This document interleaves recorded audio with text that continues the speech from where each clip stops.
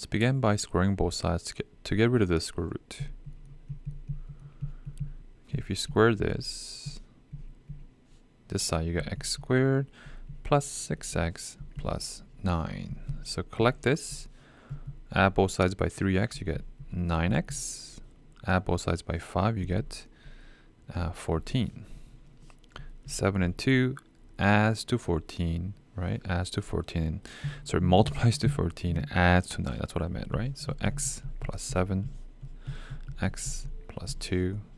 So x equals -2 and -7. -2 and -7, right? Now, both of these, if you plug it into the right side, actually, if you plug in -7 to the right side, it's negative. If you plug in -2 to the right side, it's +1. Square rooting a number cannot be negative, so this must be an extraneous root.